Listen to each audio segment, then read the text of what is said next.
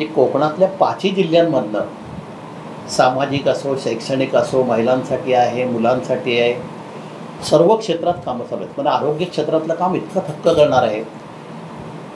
Police अकादमी आहे, शैक्षणिक अकादमी आहेत. किती मुलं आज त्यांनी उच्च शिक्षण घेत आहेत. विक्रमगड असो, मोखाडा असो, पालघर असो, वेगवेगळ्या ठिकाणी. ते मी त्यांना म्हटलं, तुम्ही आदिवासी भागात काम करता का? हे सगळं तुम्ही मुद्दाम क्षेत्र निवडले का? ते बोलले, असं म्हणू नका, मी फक्त गरिबी एवढंच मानतो. या गरीब मुलांना मोठं करणं आणि त्यांना उच्च शिक्षण देऊन स्वतःच्या पायावर उभं करणं. त्यांनी किती मुलं आज वेगवेगळ्या ठिकाणी मोठी केलेली आहेत ते स्वतः सांगतीलच. मग ते सगळं आश्चर्यकारणी धक्क करणारे आहे आणि सगळ्यांना अभिमान वाटावा असा आहे. आणि महाराष्ट्रात असं हे काम चालू आहे, या 5 जिल्ह्यांमध्ये चालू आहे, याचा आम्हाला आनंद आणि अभिमान आहे.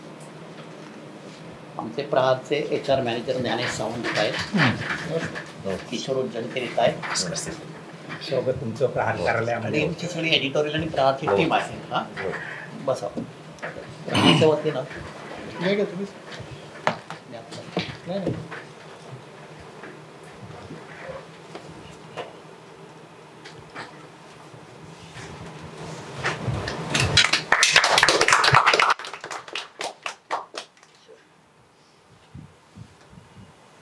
आपण पाटील कुठे गेला?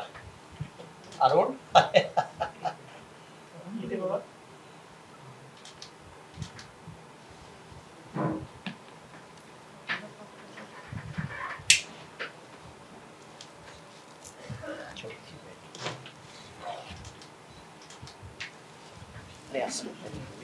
मी त्यांना विचारलं की तुम्ही हे क्षेत्र का निवडलं, आणि दुसरं एक त्यांना विचारलं, तुम्ही एवढा खर्च करताय, एवढं गरिबांसाठी करताय, शाळेतल्या मुलांना विनामूल्य शिकवताय, CBSEच्या 8 शाळा त्यांच्या चालू आहेत मुलांना मोठं करण्यासाठी, हॉस्पिटल चालू आहेत, पेशंट आहेत, शस्त्रक्रिया होतात, रक्तदान शिबिर होतात, हे सगळं. म्हटलं एवढा खर्च तुम्ही कसा करता, काय करता, असं मी त्याला विचारलं. ते म्हणाले, माझ्या बिझनेसमधनं मी हा सगळा करतो. की मला पहिला तसा एखादा बिझनेसमन, उद्योगपती, कॉन्ट्रॅक्टर, कामं करणारा माणूस असं दिसतोय की मला मिळालेली मिळकत मी सर्व या समाजासाठी, गरिबांसाठी खर्च करतो. असं मी ऐकल्यानंतर मी आणखीन धन्य झालो. मला वाटतं तुम्हीच तुमचं हे सगळं कसं तुम्हाला हे सुचलं आणि कसं तुम्ही याकडे वळलात, हे जरा तुमच्याकडून आम्हाला ऐकण्याची उत्सुकता आहे. सर्वांना प्रहार टीमच्या माझा नमस्कार. माझं नाव निलेश भगवान सांबरे. मी राहणार मूळचा जडपोली तालुका, विक्रमगड जिल्हा पालघर, पूर्वीचा ठाणा जिल्हा होता. अगदी शेतकरी कुटुंबात. माझे वडील ST मध्ये कंडक्टर होते, बस कंडक्टर. आई शेती करायची, शेती वडिलोपार्जित होती. आमच्या आजोबांची 100-1 एकर जमीन असेल. 3 काका होते, 2 काका आणि आई, वडील आणि एक आत्या होती. आत्यावरती घरजावई होते. त्याचे 4 मिळून 25-1 एकर जागा आमच्या वाटणीला होती. परंतु भात शेती व्यतिरिक्त कोकणामध्ये कुठलंही पीक नसतं. गवत असतं, गवताचं एक पीक असतं, की गवत पण कापून त्याचे पैसे चांगले येत आहेत. त्या पलीकडे उन्हाळ्यात करायचं गेलं तर वाल किंवा हार्बरला पेरला जातो. त्याच्यात काही खूप उत्पन्नाचं साधन नसतं. आज मजुरी प्रचंड महाग झालेली, त्याच्यामुळे भात शेती परवडत नाही. अगदी लहानपणापासून आईच्या बरोबर शेतावरही आम्ही कामाला जायचो. मी, माझ्या दोन्ही बहिणीही कामाला जायचो. ST मध्ये कंडक्टर असल्याने काही खूप पगार वाढणारा नसायचा. त्यात ग्रामीण भागामध्ये पूर्वीच्या काळी प्रचंड व्यसनाधीनता होती. म्हणजे आमच्या भागामध्ये म्हणायचं गेलं तर घरोघरी दारू बनवली जायची, पिले जायचे. त्यात वडीलही मी 6वीला असेपर्यंत दारूचं प्रशन करत असल्याने पैशाची परिस्थिती खूप गरिबीची होती. त्यानंतर मी 6वीला असल्यानंतर मोठा होतो घरामध्ये, दारू सोडली वडिलांनी.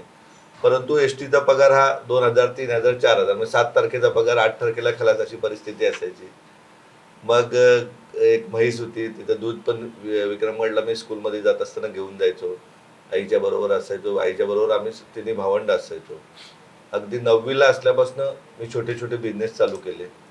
दगडाची खदान, आता हे पालघरवाले त्यांना माहिती आहे की एक साधी खदान असते, एक आदिवासी जागा घेऊन त्याच्यामध्ये खदान चालू केली. नंतर प्रगणक म्हणून मतदार नोंदणी चा कर्मचारी म्हणून नोकरी केली. मास्टर कारकुनगी म्हणूनही नोकरी केली. नंतर 12वी नंतर बिझनेस चालू केला. 12वीलाही मला फर्स्ट क्लास होता. 11वीला मी भिवंडीला प्रवेश घेतला होता. विक्रमगड टू भिवंडी जवळ 70 किलोमीटर अंतर होतं.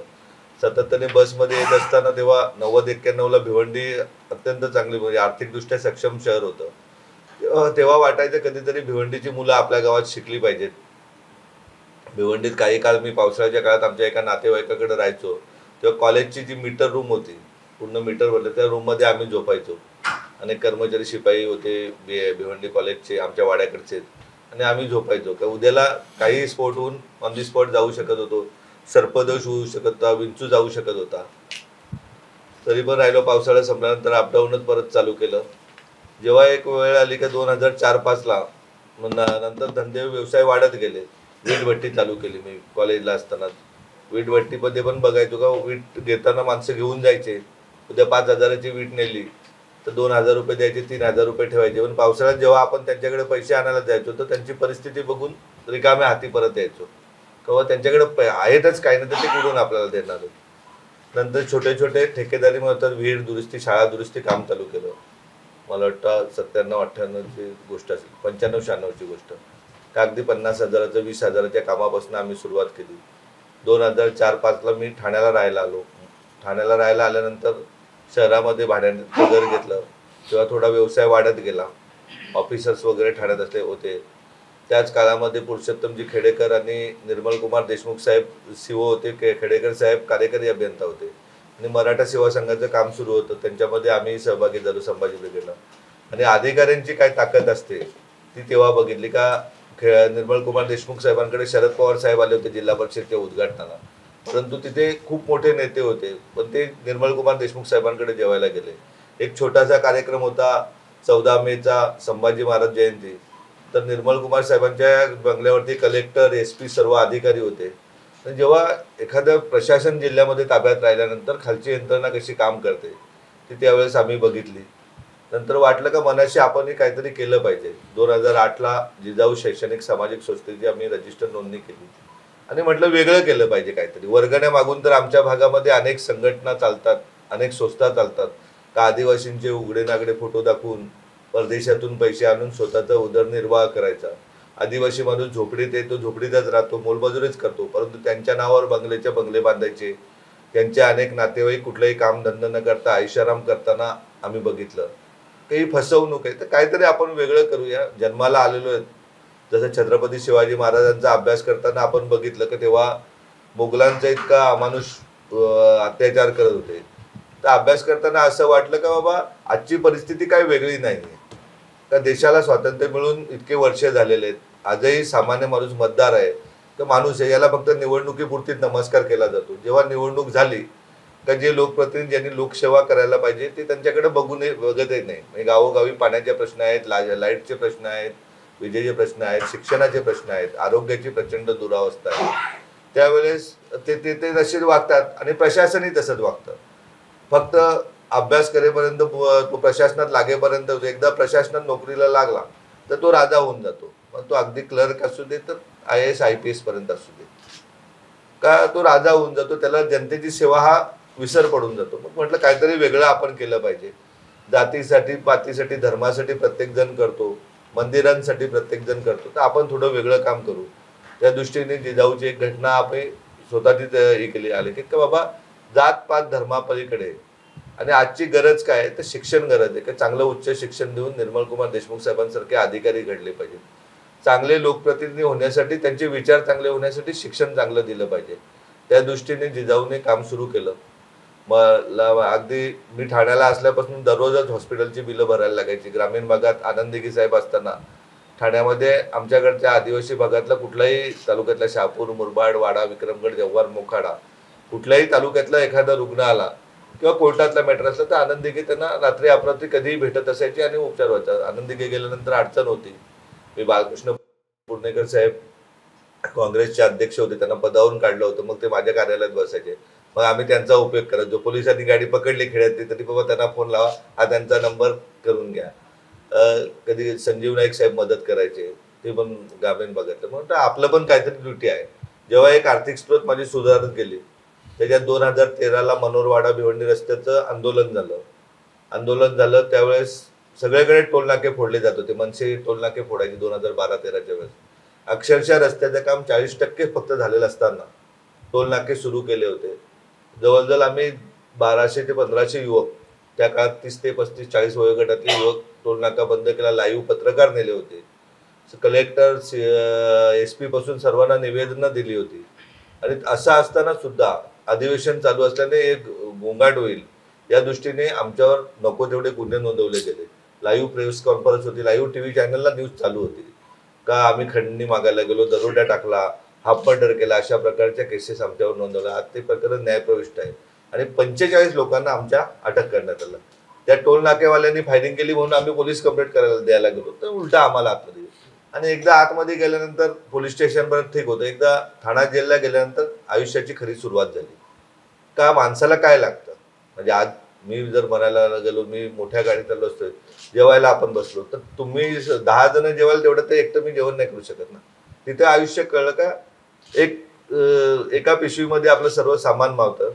एक 6.5 फूट लांब आणि 2-2.5 फूट रुंदी इतकी झोपायला जागा लागते, एक चटई लागते, चादर लागतो अंगावर, 2 अंडरवेअर बनियन बस झाले, 2 हाफ पॅन्ट टी शर्ट आणि 1 ड्रेस लागतो. याच्या पलीकडे माणसाला काय, 2 टाइम जेवायला लागतं.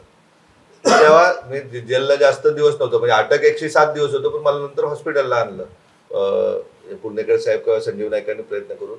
परंतु त्या जेलमध्ये 4 दिवसामध्ये मला हे दिसलं की बाबा जीवनात दुसरं काही लागतच नाही ना. तेव्हा विखे पाटील साहेबांनी आम्हाला मदत केली होती. म्हणजे जेलरला डायरेक्ट सांगितलं होते का आरोपी नाहीत सर्व, मग आमच्या जेवणाची व्यवस्था चांगली होती. जेलर पवार म्हणून होते, ते मला घेऊन बसायचे रोज. काही दिवस जातील काय काळजी करू नको, म्हणजे आम्ही ट्रेस घ्यायचो का बा, अशी कधी वेळच बघितली नाही की ज्यांच्यावर साधी एनसीई नाही आणि इतके मोठे गुन्हे आणि कलम, म्हणजे 20-25 कलम लावले होते असे. कुठला कलम ठेवला तर 147, 48, 49 पासून तर 307 पर्यंत. तर ते सांगायचे का असं काही नाही, वेळ निघून जाते, त्यांनी लावलं तर ते कोर्ट असतं ना. पण त्यावेळेस पण मला हॉस्पिटलला आणलं, मी मजा बघायचो का आपले कोणीच लोक न्यायव्यवस्थेत नाही किंवा IAS IPS नाही, त्यामुळे कशा अडचणी व्हायच्या. अगदी जज निकाल द्यायच्या आधी जज निघून जायचा, ठाण्यावरनं परत हायकोर्टात पाठवायचे, हायकोर्टानं परत सांगायचे आम्ही 3 सोडून बाकी लोकांना जामीन दिले, परत तिथे सांगितलं की यांनी खालच्या कोर्टात जामीन घेतले. खालच्या कोर्टात परत जज तारीखच नाही देत, ऐनवेळी जज बदलला जायचा. जज बदलल्यानंतर परत ते जजमेंट देण्याच्या आधी रजेवर जायचे 8 दिवस. अशा प्रकारे मला 107 दिवस जवळजवळ आतमध्ये ठेवलं होतं. घरी घरचा डबा यायचा, पिक्चर मध्ये दाखवतात त्याप्रमाणे जीवन होतं. का तेव्हा का मी इतका मोठा नसल्याने लक्ष नसायचं, अगदी घरी जायचो, हॉटेलला पण चहा प्यायला जायचो. म्हणजे आता दाखवतात तशा प्रकारच्या स्टोऱ्या होत्या, त्याचा काही विषय नव्हता. परंतु त्रास शेवटी जेलच ना. लोक बघायला यायचे दुपारच्या वेळेस, बाबा साहेब आलेत बघायला. पण मी खिडकीतनं बघायचो, साहेब खाली जायचे ना, गप्पा करायचे, हसायचे, तेव्हा ते फक्त मला एक दाखवण्यासाठी बघायला येतं असं प्रत्येक वेळेस वाटायचं. त्यावेळेस ठरवलं का आता आपला मृत्यू झालेला आहे 12 मार्च 2013, आता आपण करायचं तर काहीतरी पुढचं जीवन समाजासाठी करूया. 13 ते 14 समाज कसा असतो तो बघितला. तर एकदा जेलमध्ये निघाल्यानंतर सगळे जवळची माणसं दूर पळून गेले का पैसा संपला, आता सगळं संपलं. अक्षरशः घरी राहिलं, फ्लॅटवर राहिल्यानंतर मुलं आणि बायको जबाब विचारतील म्हणून ऑफिसला यायचं. मग ऑफिस खाली बसायचं, राममर्ती रोडला ऑफिस होतं माझं. खाली एक नातेवाईक होते भाऊजी, त्यांच्या जोडीला गप्पा मारत बसायचं. संध्याकाळी परत काम करून गेल्यासारखं आव्हान आणायचं.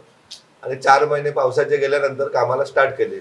जो निलेश सांबरे अगोदर पोलीस बॉडीगार्ड होता, खाजगी बॉडीगार्ड असायचे, ड्रायव्हर असायचे, म्हणजे खाजगी बॉडीगार्ड 2 असायचे, तो निलेश सांबरे स्वतः स्टेअरिंगवर बसला गाडीच्या.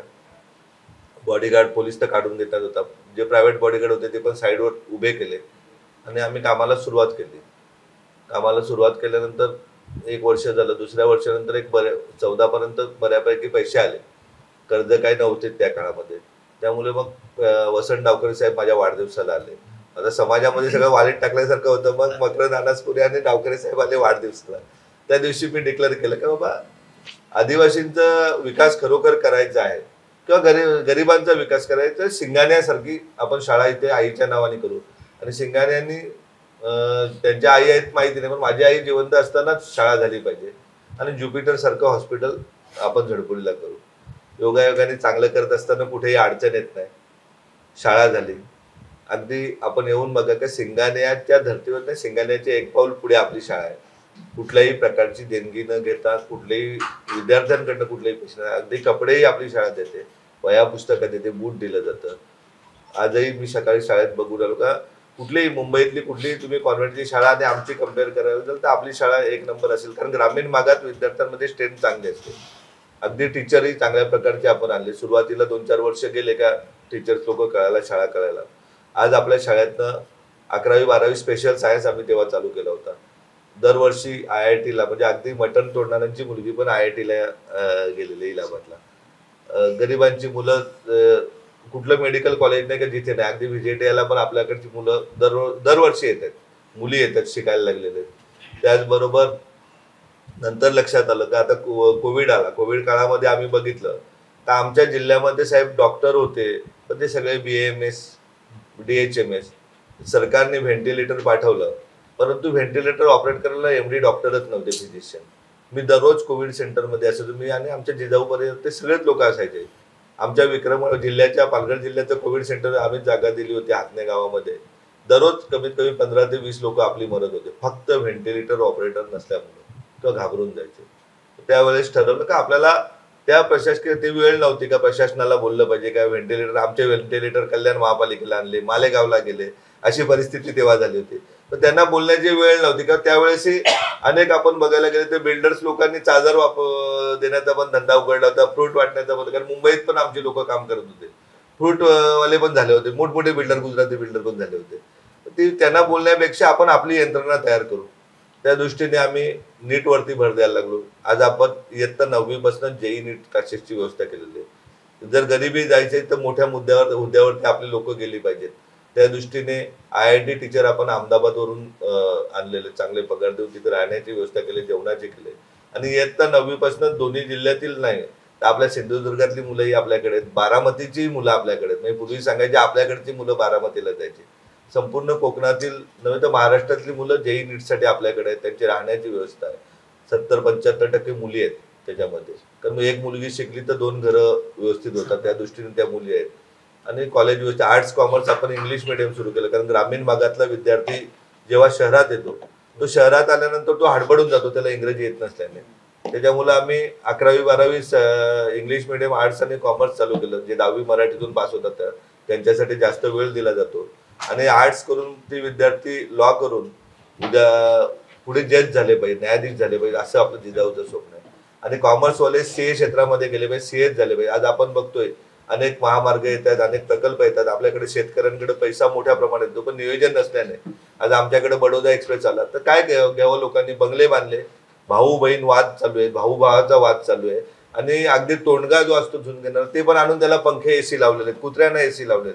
हे अक्कल नसल्यामुळे आपला माणूस करतो. त्यासाठी CA आपले झाले पाहिजेत. स्पर्धा परीक्षेत इयत्ता 9वी पासूनच शिक्षण आपण द्यायला लावलेलं आहे. आपण बघतोय का निवडणुका आल्या का मुंबई गोवा रस्ता पूर्ण होणार, वाडा भिवंडी रस्ता पूर्ण होणार, अनेक आश्वासनं दिली जातात. तर आम्ही असं म्हणतोय का सार्वजनिक बांधकाम खात्याचा सेक्रेटरी हा आपला बसला पाहिजे. दिल्लीमध्ये आमचा मुरबाड कल्याण रेल्वेचा विषय येतो गेल्या 20 वर्षापासून, तर रेल्वे खात्याचा सचिवच हा आपला जिजाऊंना घडला पाहिजे का तो त्याने एकदम प्रायोरिटीने हा तो रेल्वे मार्ग केला पाहिजे.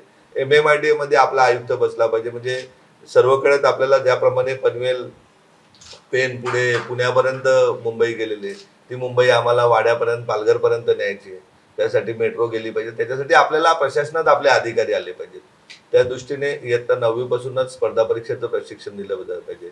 आपल्या जिजाऊचं स्वप्न आहे दरवर्षी 40 विद्यार्थी IIT ला गेले पाहिजेत, 40 विद्यार्थी गव्हर्नमेंट मेडिकल कॉलेजलाच गेले पाहिजेत तर त्यांना पैसे भरायला लागले. 40 विद्यार्थी CA आणि जजसाठी प्रिपेअर करायचे आहेत आपल्याला, तर ते प्रिपेअर करून त्यांच्या मागे आपल्याला कुटुंबाप्रमाणे राहायचं आहे. आणि 40 विद्यार्थी अधिकारी झाले पाहिजे, त्यातील 30 किमान डेप्युटी कलेक्टर रँकचे विद्यार्थी झाले पाहिजे आणि 10 UPSC ते टॉपर झाले पाहिजेत. त्या दृष्टीने काम सुरू आहे. 9वी पासूनच विद्यार्थी बघितल्यानंतर मला वाटत नाही, कारण आपण बघतो विश्वास नांगरे पाटलांना 43% 10वीला होते, ते झाले नाही एकदा ठरवल्यानंतर. तर त्या दृष्टीने काम सुरू आहे. आणि अडचण तर कुठे येत नाहीत, म्हणजे येते तर दुसरी चांगली बेटर संधी येते. त्याचबरोबर आपली संस्था आरोग्यावर काम करते. स्पर्धा परीक्षेचे पण संपूर्ण महाराष्ट्रातून विद्यार्थी आपल्याकडे आज हजारोच्या संख्येने नोकरीला विद्यार्थी आपल्याकडे लागले. सांगलीच्या नूतन पाटील डेप्युटी कलेक्टर झाल्यात, स्वप्नील माने कोल्हापूरचा आपल्याकडे येऊन आई वडील नसलेला मुलगा UPSC क्रॅक होऊन आज IPS ऑफिसर झाला. सोलापूरचे एक मुलगा सरोदे म्हणून केंद्रामध्ये क्रीडा अधिकारी झाला. म्हणजे असे अनेक विद्यार्थी आज अधिकारी झालेले आहेत. तर याची संख्या आपल्याला वाढवायची, त्या दृष्टीने काम सुरू आहे स्पर्धा परीक्षेचं. मुंबई महापालिकेत 107 विद्यार्थी आपले फायर ब्रिगेडमध्ये लागले. मुंबई पोलीस दलामध्ये जवळजवळ 250च्या जवळपास मागच्या वर्षी एका वर्षात लागले. मीरा भाईंदरला 68 पोलीस लागले. या सगळ्या 8 मुलं ही PSI झाली मागच्या एका वर्षात, त्यातल्या 5 मुली आहेत, त्यातल्या दोघींची तर लग्न झालेली आहेत. त्या तरी प्रशासनामध्ये लागले, पण उच्च पदावर कसे आपले जाते. मिलिटरीच्या सर्वच सेलमध्ये आपले विद्यार्थी आहेत, सर्वच सेलमध्ये. कोर्टात जा, कुठल्याही बंगल्यावर जा, तिथे पोलीस हा जिजाऊचा मिळेल अशी आजची परिस्थिती आहे. न्यायाधीशाच्या बंगल्यावर जा, कुठेही जा. तरी आपल्याला ते बंगल्यावर बाहेर राहण्यापेक्षा ते बंगल्याचे मालक झाले पाहिजे, त्या दृष्टीने आपल्याला काम करायचे. काय न्यायाधीशी आपला झाला पाहिजे, IG झाला पाहिजे, पोलीस आयुक्त झाला पाहिजे. आज आपण पाहतोय तर कोणाकडे न्याय मागायचा अशी आजची परिस्थिती आहे. या परिस्थितीत तुमच्यासारखे आमच्यासारखे चांगली लोक जर सगळे एकत्र आली तर उद्याला दिशा देशाची बदलेल असं वाटतं. त्यानंतर आरोग्य व्यवस्था सरकार करेल तेव्हा करेल. आज आम्ही राहतोय पालघर जिल्ह्यामध्ये. पालघर जिल्ह्याची परिस्थिती अशी आहे साहेब, का जिल्हा विभाजन केलं आदिवासींच्या आरोग्यासाठी, शिक्षणासाठी, रोजगारासाठी. आज त्या जिल्ह्यामध्ये दररोज 3 अपत्य कुपोषणाने मरतात. 0 ते 5 वयोगटातले 2014 पासून आज ताक आहे. दर 15 दिवसांनी तुम्ही पण पेपरला बातमी लावताय का एक ताई डिलेव्हरीला जात असताना पोटातल्या बाळासहित मरण पावली. दर 15 दिवसांनी म्हणजे वर्षाला 24 घटना होतातच किमान. दर महिन्याला तुम्ही बघताय जानेवारीपासून का विहिरीत पाणी भरायला गेली किंवा कपडे धुवायला गेली आणि लेडीज मेली. तर या सगळ्या गोष्टी बदलण्यासाठी आरोग्यावर आपली संस्था काम करते. तर कुपोषणासाठी NICU पासून डायलिसिस, सगळ्यात छोट्या शस्त्रक्रियेपासून कॅन्सर पर्यंतच्या महिलांच्या प्रसूतीसाठी सिझरची व्यवस्था आपण केलेली आहे. अत्याधुनिक सगळ्या शस्त्रक्रिया आपल्या झडपोली येथील रुग्णालयात होतात. नुसतं रुग्णालयात 300ची OPD असली आणि तिथे डॉक्टर MD असली तरी आम्ही गावोगावी मेडिकल कॅम्प घेतोय. आज आता निव्वळ ग्रामीण भागापुरती जिजाऊ नाही राहिले. ठाणे महापालिका क्षेत्रातील 12 ठिकाणी आपले दर महिन्याला आरोग्य शिबिर चालतात झोपडपट्टी एरियामध्ये आणि तिथले पेशंटना नेऊन बरं केलं जातं. कल्याण महापालिकेतही 12 मेडिकल कॅम्प केले जातात. भिवंडी शहरामध्येही मोठ्या प्रमाणात मेडिकल कॅम्प करून तिथलेही रुग्ण आणले जातात. वसई महापालिकेत नेलं आणि ग्रामीण भागात तर प्रत्येक पंचायत समिती गणाने हा मेडिकल कॅम्प होतोय. तर तो मेडिकल कॅम्प घेऊन तिथला पेशंट दुसऱ्याच दिवशी नेऊन त्याला ऑपरेशन आहे त्याला ऑपरेशन केलं जातं. चष्मा पाहिजे त्याला चष्मा दिला जातो. जो काय आजार असेल तो आपल्या घरातला व्यक्ती म्हणून केला पाहिजे. आपण शहरात बघतोय निवडणुका आल्या का मेडिकल कॅम्प होतात, वाढदिवस असला का मेडिकल कॅम्प होतात, पण ते दाखवण्यापुरती होतात. आपल्याला दाखवण्यासाठी काम नाही करायचं. तर मुळापासून तो माणूस बरा झाला पाहिजे. कधी तुम्ही माझ्या अपरोक्षही रुग्णालयात जाऊन बघा का पूर्ण गर्दी असते. आता आपण बसलोय अशी गर्दी रुग्णालयामध्ये असते आणि तेवढे पेशंट असतात. अगदी ठाणा मुंबईतनं सोडलेले पेशंटही झडपोलीला बरे केलेले जातात. आज अशी साहेबांना सांगितलं का हायलँड हॉस्पिटलमधनं एक लेडीजला सोडली होती, म्हणजे गेली म्हणून सोडली होती, ती आपल्याकडे बरी झाली. दुसरा एक चाव्याचा भिवंडी तालुक्यातील चाव्याचा एक मुलगा आहे, अगदी 24-25 वयोगटाचा पोरगा आहे. तो इकडनं सिरियस झाला, कोमात गेला म्हणून टाकून दिला. आज त्याचं ऑपरेशन झालं. आज तो व्यवस्थित बोलला मगाशी माझ्याशी, त्याच्या रिलेटिव्हशी बोललो. उद्याला ICUच्या बाहेर काढतात त्याला. अशा प्रकारे आपल्याला काम करायचे. अगदी गुजरातच्या बॉर्डरपासून तर गोव्याच्या बॉर्डरपर्यंत आपली संस्था शिक्षणावरती काम करते, आरोग्यावर काम करते. आपली कणकवलीलाही ॲम्ब्युलन्स आहे, रत्नागिरीलाही ॲम्ब्युलन्स आहे, सावंतवाडीलाही लायब्ररी आहे, खंडाळ्याला लायब्ररी आहे, रत्नागिरीत लायब्ररी आहे. अगदी आपण बनायचं गेलं तर नितेश साहेब असतात आमच्या कार्यक्रमाला. दरवर्षी सिंधुदुर्गात गेले 8 वर्ष झालेत. किमान 2 लाख वह्या आम्ही जिल्हा परिषदच्या शाळेला वाटप करतोय. रत्नागिरीत करतोय, रायगडमध्ये करतोय आणि ठाणे आणि पालघरमध्ये थोडं जास्त करतोय. एकूण 25 लाख वह्या वाटप आपली संस्था करते. का गरिबांची मुलं ही शिकलीच पाहिजेत. आरोग्याबाबत आपलं स्वप्न आहे संस्थेचं का कुठलाही रुग्ण उपचाराशिवाय दगावता कामा नये आणि कुठलाही विद्यार्थी शिक्षणापासून वंचित राहत आहे. जरी आपलं हॉस्पिटल असलं तरी अदर ठिकाणी ऍक्सिडेंटली पेशंट गेला तर त्यालाही 100% मदत आपल्याकडून मिळते. मुख्यमंत्री देवेंद्र फडणवीस होते तेव्हा म्हणा किंवा आता एकनाथ शिंदे, ते मुख्यमंत्री सहायता निधीतून मदत मिळवून दिली जाते. आपला स्वयंसेवक सिद्धिविनायक मंदिरातून मदत मिळून देते, टाटाकडून दिले, म्हणजे बिलही लाखो रुपयाची होतात ना. चारही बाजूला त्याला मदत मिळून कसं तरी करून त्याला बरं केलं जातं. म्हणजे त्याला जमीन विकता कामा नये अशा प्रकारचे आपण आपली तयारी असते आरोग्याबाबतही. तर कुठलाच माणूस म्हणजे अगदी आमच्या घरचाही माणूस असला तरी आपल्याच हॉस्पिटलला असतो, कुठे बाहेर जायची गरज नाही लागत. आणि त्याही गोष्टी सगळ्या सेवा मोफत केल्या जातात. आपल्याकडे त्याच कॅम्पसमध्ये ब्लाइंड स्कूल आहे, 105 विद्यार्थी आहेत. त्यातल्याही 5 मुली स्पर्धा परीक्षेचं शिक्षण घेतात. एक मुलगी MPSC मेन पासून इंटरव्ह्यूच्या प्रतीक्षेत आहेत. बाकी चौघींची तयारी UPSCची चालू आहे. ST समाजातील त्यातील 2 जणी आहेत, त्याच्यामुळे त्या निघून जातील. महिला पण आहेत, ST समाज आहे, त्याही 100% UPSC होतील. त्याचबरोबर इतर जी मतिमंद आणि अंध मुलं आहेत त्यांनाही अगदी घरात देवाचीच रूप आहेत, त्यांच्या बरोबर आम्ही असतो. अत्यंत चांगलं गायन स्पर्धा जातात हे बघतोय. पोलीस अकॅडमी आहेत पूर्ण कोकणभर, म्हणजे अगदी तलासरीला पण आहे, दापचरीला आहेत, उदव्याला आहे, तिथनं सुरुवात झाली तर संगमेश्वरपर्यंत कणकवलीलाही आम्ही पोलीस अकॅडमी चालू केली. ते नितेश साहेबच उद्घाटनाला होते. प्रत्येक ठिकाणी पोलीस अकॅडमी करून बाबा ज्याला पोलीस व्हायचे त्याला निवल गोडाऊनमध्ये 10,000 रुपयात कामाला जाण्यापेक्षा पोलीस प्रशासनाला तर वर्दीची किंमत होते. ज्याला पोलीस होण्याचं स्वप्न बघतो त्याला PSI परत नेण्यासाठी आम्ही प्रयत्न करतो. ज्याला PSI होण्याचा कॅलिबर आहे तो ACP पर्यंत कसं जाईल यासाठी आपण प्रयत्न करतो. जो ACP होण्याच्या कॅलिबर आहे त्याला आपण UPSC कसं होईल त्याच्यासाठी प्रयत्न करतो. आपल्याकडं जे विद्यार्थी हजारो विद्यार्थी सक्सेस झालेत त्यातील 70% विद्यार्थ्यांना वडील नाही आहेत. अशा विद्यार्थ्यांना पुढे घेऊन जाते संस्था आणि कुठल्याही विद्यार्थ्याला कधी जातपात विचारली जात आहे.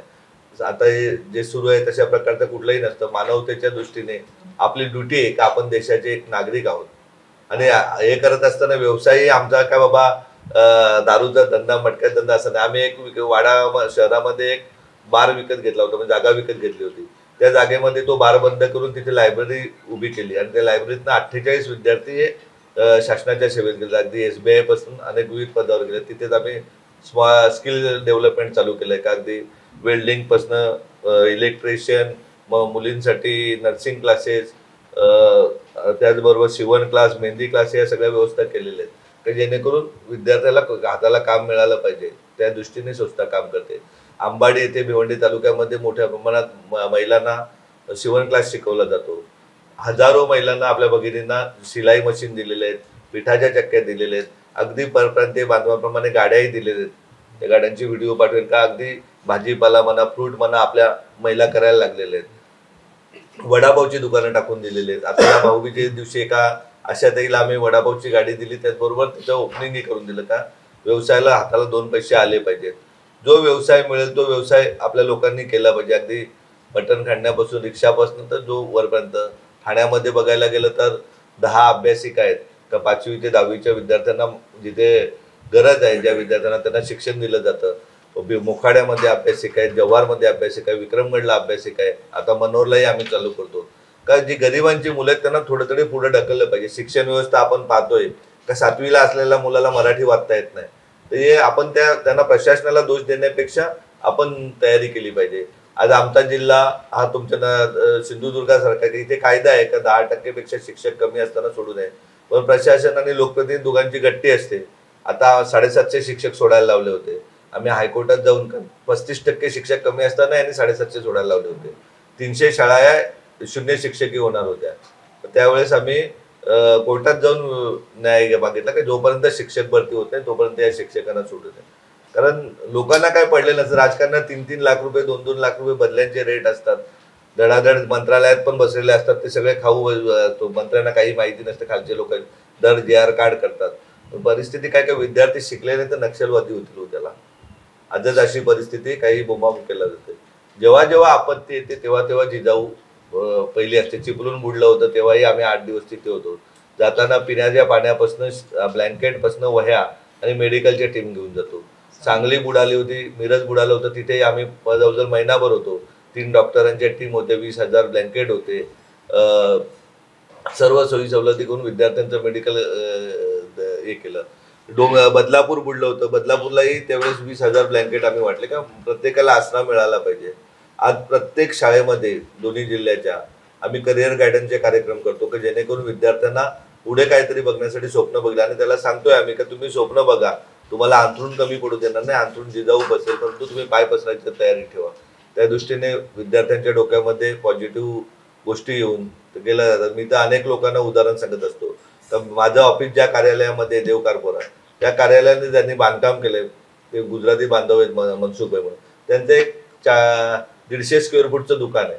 त्या दुकानावरती ते इतके मोठ्या बिल्डिंग बांधू शकले. तर आपल्या लोकांनी उद्योगधंद्याकडे वळलं पाहिजे आणि प्रामाणिकतेने केलं पाहिजे. प्रामाणिकतेला काय यश असतं, त्यामुळे प्रामाणिकतेने त्यांनी व्यवसाय केला पाहिजे. व्यवसायातही आपले लोक आले पाहिजेत. आम्ही गावोगावी हे म्हणतोय की 1 एकर जाऊ दे, 1 फुटी जागा शेतकऱ्यांनी विकता कामा नये.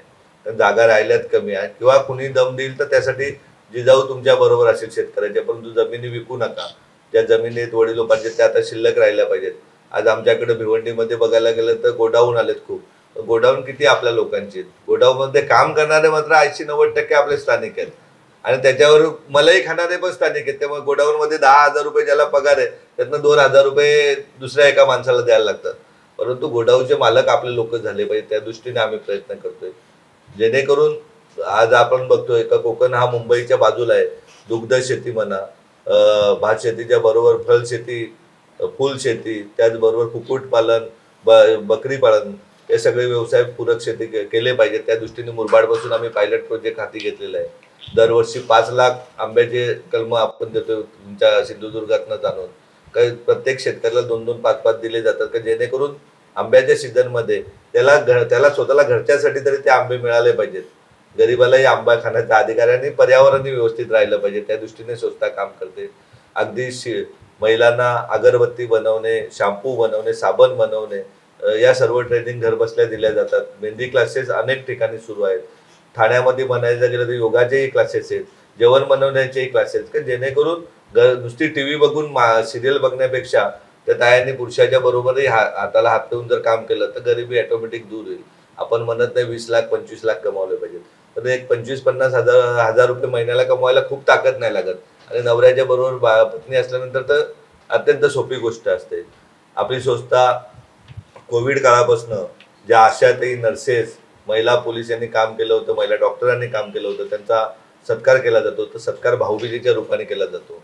गेले 4 वर्ष सातत्याने ठाणे, पालघर जिल्ह्यातील कानाकोपऱ्यातील त्या सर्व आशाताई, नर्सेस ताई यांचा सन्मानाने म्हणजे त्यांना चांदीची मूर्ती, पैठणी देऊन त्यांचा दर भाऊबीजेला सत्कार केला जातो. त्यांना नातं जुळलं जातं. त्यांच्या मुलांच्या शिक्षणाबाबत लक्ष दिलं जातं, आरोग्याबाबत दिलं जातं. उदाहरणच बघायचं गेलं तर मागच्या एका वर्षी शहापूरमधील सावरोली गावातील एक आशाताई, मुलगी तिची 10वीला होती, शहापूरच्या दवाखान्यात ऍडमिट केली. ती काय ट्रीटमेंट चुकली, काय झालं माहिती नाही, ती मुलगी कोमात गेली. ती त्यांनी ठाण्याच्या एका दवाखान्यात ऍडमिट केली. तिचे संपूर्ण दरवाजे बंद झाल्यानंतर ती माझ्याकडे आली. त्या दिवशी ती आली की ती पूर्ण बरी होईपर्यंत जिजाऊ तिच्या बरोबर होती. त्या 8 लाख रुपये तिचं अगोदर बिल झालं होतं, त्यानंतर सर्व खर्च जिजाऊने केला. एवढ्याच नाही तर आताच्या भाऊबीजेला ती आली, मुलीला घेऊन आली, मिस्टर होते. तिला विचारलं कर्ज किती केलं, त्यांनी 4 लाख रुपये सांगितले. तेव्हाही 1 लाख रुपये तात्काळ तिला मदत करण्याचं, म्हणजे एका कुटुंबाप्रमाणे ते नातं राहिलं पाहिजे, हे पालण्याचं काम जिजाऊ करते. आणि जात-पात, धर्म पलीकडे जाऊन आपल्याला आपल्या देशासाठी काहीतरी केलं पाहिजे. पैसा साठवून तो सडला जातो किंवा दुसऱ्या पिढ्या आळशी बनतात, तर याला कुठेतरी छेद दिला पाहिजे. प्रत्येकाने आमच्या घरामध्ये 5 वाजता प्रत्येक जण उठतो आणि प्रत्येकाने काम केलं पाहिजे. काम करून एखादा दिवस, रविवार ठीक आहे, ते आराम करतात, त्यांच्यासाठी मुलं वगैरे नवीन आहेत, बाकी वडील, आई वडील आम्ही नाही करत रविवारी पण आराम. आणि आपल्या समाजासाठी आपण काम केलं पाहिजे, कारण शेवटी आपलीच लोक आहेत ना. आपल्या लोकांसाठी आपण नाही करणार तर कोण करणार. आज तुम्ही बघायला गेला तर मी परवा सुरतला गेलो होतो का, आज सुरत किती डेव्हलप झालंय. का जे आपले पालघरचे कापड धंदे होते, मिल होत्या, तिथे आपल्याकडे युनियन होत्यात म्हणून ते लोक 90-95च्या दरम्यान तिकडे गेले. आज सुरत मी तर म्हणेन मुंबईपेक्षा खूप पुढे गेलेले. संपूर्ण रस्ते आहेत, झोपडपट्टी नाहीत, सर्व्हिस रोड आहेत. जर त्यांनी ठरवलं तर कशा प्रकारे विकास होऊ शकतो मेहनत केलं तर. आणि ते गुजराती बांधव बोलले का आम्ही आराम कुठल्याच दिवशी करत नाही, रविवार सोडून. रविवार फक्त एक दिवस आमच्या कुटुंबासाठी असतो. आपल्याकडे बघायला गेलं तर 70% वेळ हा नागरिकांकडे रिकामाच असतो. किंवा एखाद्या ऑफिसमध्ये काम असला तरी तो कुठला कोणाचा मेसेज आला, टाक मेसेज कर, ते काम पण प्रामाणिकतेने करत नाही. तर आपल्याला सर्वांना प्रामाणिकतेने काम करावं लागेल जर आपल्या देशासाठी काम करायचंय तर. आणि राज्यासाठी, आज राज्य आपलं महाराष्ट्र हे स्वातंत्र्यापासून पहिला देशामध्ये राज्य होतं. आज शिक्षणाबाबत बघा कशी परिस्थिती, उद्योगधंद्यात बघा कशी परिस्थिती, आरोग्याबाबत तर विचारूच नका काय परिस्थिती. मी पालघर एका जिल्ह्याचं सांगितलंय.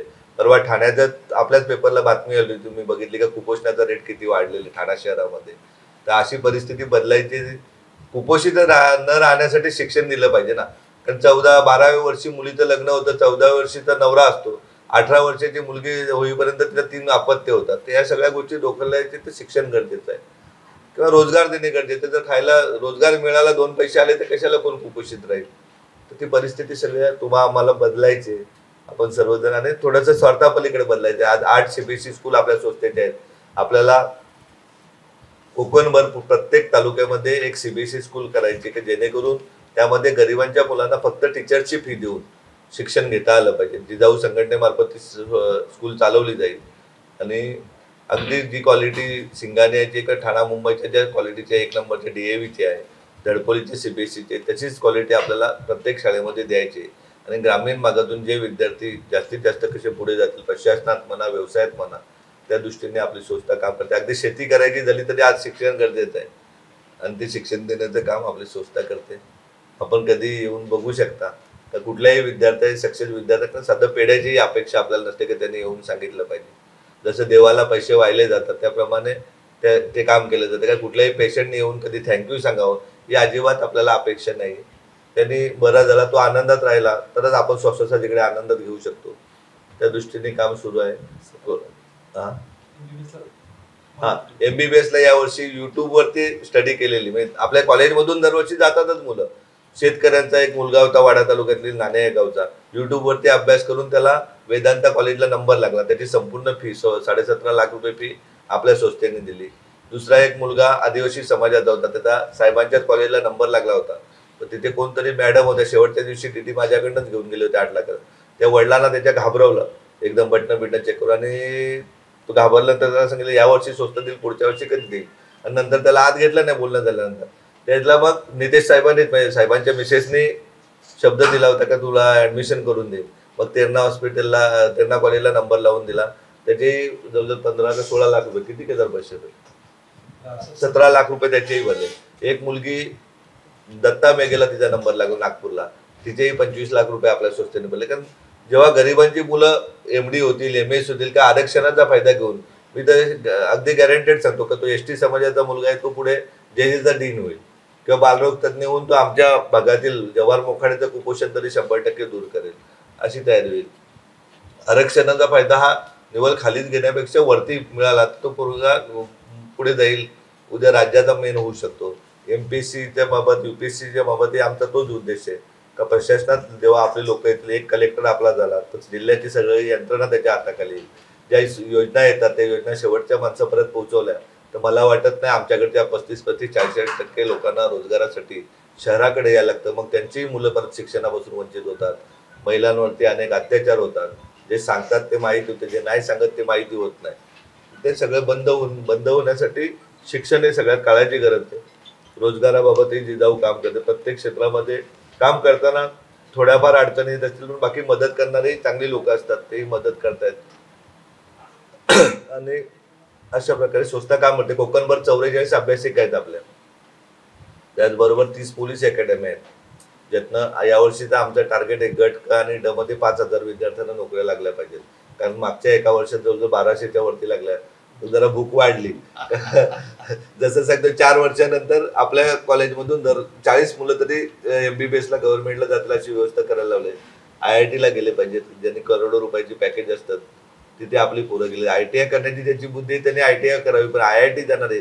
आणि येतोय रिझल्ट ना. RFO मध्ये पहिला मुलगा आपल्या अकॅडमीतला आला, ST मध्ये. नगर विकासला पहिला मुलगा ललित मौने म्हणून आपल्या अकॅडमीत आला. त्यालाही वडील नव्हते, त्यालाही रोजगारासाठी आम्ही त्याला लायब्ररी सांभाळायची नोकरी दिली होती. आता MPSCचा रिझल्ट लागला, त्यातले 9 विद्यार्थी आपले डेप्युटी कलेक्टरची मेन पास झालेले आहेत. त्यातील 3 स्थानिक आदिवासी विद्यार्थी आहेत. हे होईल ना, बदल होत जातील ना. आणि काय कठीण काही नाही. कालच एक मुलगा झाला तर तो भारत फर्टिलायझर मध्ये देशामध्ये पहिला आला, वरिष्ठ अभियंता म्हणून. वरिष्ठ अभियंता म्हणजे डायरेक्ट तो डेप्युटी इंजिनियर, तो बघता बघता AC लेवलला निघून जाईल. IIT केलं होतं त्याने आपल्याकडून बसून. तो होईल, क्रांती होत जाईल आणि बदल झाले पाहिजेत. मला वाटत नाही का ज्याप्रमाणे आपला इतिहास सांगतो, डॉक्टर बाबासाहेब आंबेडकर शिकले तर आज देशामध्ये पूजा केली जाते. छत्रपती शिवाजी महाराज त्या काळात शिकले. रायगडमध्ये रायगडवर गेल्यानंतर आपल्याला कळते का बुद्धी किती मोठी होती. अशा प्रकारे काम केलं. 50 वर्ष जगले पण आज जगात पूजा केली जाते ना. जिजाऊची पूजा होत राहील अशा प्रकारची अपेक्षा आहे. बाकी तर काही माणसाचं जीवन माहिती आहे. तुम्ही हे सगळं गेल्या 15 वर्षाचा तुमचा सगळा विस्तार आहे मोठा. शिक्षण आणि आरोग्य आणि गरीब मुलांना मोठं करणं आणि रोजगार पण, महिलांना पण रोजगार मोठ्या प्रमाणात दिलाय ना. म्हणजे हे जेव्हा माझ्याकडे आत्ता आले ते मी तर म्हटलं तुम्ही हे सगळं कंट्रोल कसा ठेवता, तुम्ही देखरेख कशी ठेवता. आणि एवढा मोठा विस्तार आहे 5 जिल्ह्यामध्ये. तर त्यांनी मला मोबाईल हातात दिला आणि हॉस्पिटलमध्ये OPD पेशंट किती आलेले आहेत, इंडोर किती आहेत, शस्त्रक्रिया किती झालेल्या आहेत, ही सगळी डेट वाईज आकडेवारी. मेडिकल कॅम्पचं दाखवलं. दररोज आमचे 2 मेडिकल कॅम्प तरी दोन्ही जिल्ह्यात होतातच. 50 मेडिकल कॅम्प दर महिन्याला 12 महिने 24 तास चालू असतात. रक्तदान शिबिर किमान 15 होतात. मला एक त्यातलं असं की हे तुम्ही अनुभवातनं स्वतःचा आराखडा निर्माण केला हो. तर कुठलं एक मॉडेल तुमच्या डोळ्यापुढे होतं नाही नाही अनुभव ते होतो. बघून आपल्याला अनुभव सगळं होतो. सोल्व करायचं आहे. अनुभवातूनच सर. म्हणजे सुरुवातीच्या काळात शिक्षण क्षेत्रामध्ये असेही प्रिन्सिपल भेटले का त्यांच्याकडे सर्टिफिकेट डुप्लिकेट होते. ते अनुभव येत गेला ना.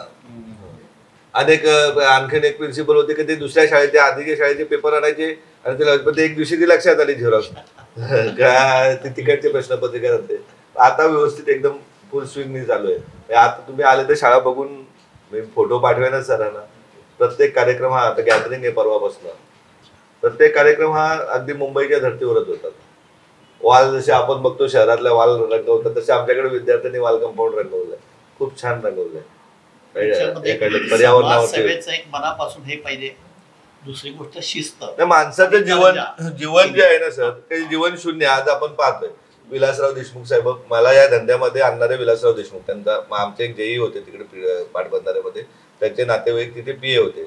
विलासराव देशमुखांनी मेंढेकर म्हणून एसी होते त्यांना फोन लावला होता. प्रमोदजी महाजन बघितलं आपण पंतप्रधान लेवलचे होते. गोपीनाथराव मुंडे बघितले. धीरूभाई अंबानी बघितले. काय नंतर बरोबर आलं. माणसाचं जीवन ते आपण बघतोय ना. आणि आज तर एवढं आहे का उद्या पैसे कोणी साठवायचं म्हटलं तरी आज सरकारचे किती रिस्ट्रिक्शन आपल्याला माहिती आहेत. त्याच्यामुळे ते चांगल्या कामाला गेले आणि निस्वार्थपणे गेले. ते मी मंदिर किंवा कुठल्या याला देव कामाला पैसे देत नाही कुठल्या ज्याला तर त्याच्यासाठी 99% समाज आहे. बोलताना एक उल्लेख केला तुम्ही की एक बार होता तो बार तोडून तुम्ही तिथे लायब्ररी जोडली. हो हो. बार म्हटलं की माफिया आले आणि 5 लाख रुपये भाडं यांनीच आणलं होतं. त्या जागेत किराणा दुकानासाठी पण आणलं होतं. म्हटलं ना त्या गोष्टी लॉजिंग होतं. म्हणजे वाईट धंदे चालतात. माफियांचा किंवा स्थानिक नेत्यांना तुम्ही कसं हे केलं असेल. आता हॉस्पिटल काढलं किंवा या शिक्षण आहे त्याला पण त्रास आहेत ना. कमी डॉक्टर लोक आजूबाजूचे काय काय करत असतील. आज मोफत हॉस्पिटल सांगल्यानंतर 2-3 तालुक्यातले हॉस्पिटलवर त्याचा परिणाम होतोच ना. शिक्षण वाढवलं किंवा जर चांगलं करत घेतलं तर काही अडचण नाही. आता कन्स्ट्रक्शन मध्ये असताना पण आम्हाला इंटरनॅशनल माफियांचे पण फोन आले होते. पण कुणाला काही 1 रुपया नाही. हिमांशू राय साहेबांना तेव्हा मी भेटलो होतो. त्यांनी सांगितलं होतं काय नसतं हे 100 लोकांना फोन लावत असतात. 2-5 लोक पैसे तुम्ही काही उलट बोलू नका. काय नाही करत ते काय असे काही उठून पडून कोणाला मारत नाही. आणि प्रत्येकाला स्वतःच्या मृत्यूची भीतीच असते ना. आणि ज्याने एकदा जेल बघितलंय ना मॅडम त्याला मृत्यूची भीती राहतच नाही. आणि मी तर माझा डिक्लेअर करतोय का माझा मृत्यू 12 मार्च 2013 झालेला आहे. त्याला असंच आम्ही ऑफिसमधून चालत चाललो होतो. तेवढ्यात 2 ऑफिसर आले. एक आपल्यासारख्याच होत्या लेडीज ऑफिसर. त्या बोलत साहेब पोलीस नाही काय तुम्ही कसे काय चालले. म्हटलं काय नाही इथनं ब्रिजच्या खाली निघतो आणि चालत चालत जातो मस्त घाम पण निघतो. घरापासून म्हणजे तो नितीनचा ब्रिज आहे ना कॅडबरीच्या ब्रिज पासून नितीनच्या ब्रिज जवळ घर आहे माझं. म्हटलं ब्रिज खालून चालत चालत जायचं मस्त. मृत्यू तर आपण बघितलं मॅडम का कोविडमध्ये अनेक लोक कोविडमध्ये ज्यांनी उपचार बरा घेतला ते आज हार्ट अटॅकने आपण बघतो रोज मरतायत. मृत्यू तर आहेच ना प्रत्येकाचं जन्माला आलाय तर. आजच्या आधुनिक काळामध्ये तुम्ही भाऊराव पाटील असे तुमच्या रूपाने आम्हाला दिसतात. एवढं सगळं ऐकल्यानंतर कर्मवीर भाऊराव त्यांच्या शाळा पण आमच्या मोखाड्यापर्यंत आल्या. माझे वडील शिकले होते तिथे. आमचे वडील पण तिथे शिकले. मोखाड्याला शाळा होती तेव्हा. आताच तुम्ही मला तुम्ही शाळा आहे म्हणून आमची शाळा म्हणून एक संकल्पना आहे. तिथे आम्ही आमची शाळा म्हणजे तुमच्या शाळेची पूर्ण माहिती घ्या ना सर. खूप बरोबर. आणि त्याच्यासोबत तिथे माझी माणसं येणार आणि त्या मुलांसाठी चित्रकला स्पर्धा ऑर्गनाईज करणार. आता तर खूप चांगली पेंटिंग केले. मला तुमचे कोण संपर्कवाले असतील त्यांचा संपर्क द्या. केदार सचिव होते. खूप चांगलं होईल. आता त्यांनी एवढे चांगले चित्र काढलेत ना का पर्यावरणावरती चित्र काढले प्रत्येक गोष्टीवरती काढलेत त्यांनी. चित्रकला स्पर्धा ऑर्गनाईज करणार त्यांना बक्षीस वगैरे ती सगळी प्रहारची जबाबदारी. पण प्रहार एक ते संकल्पना राबवते.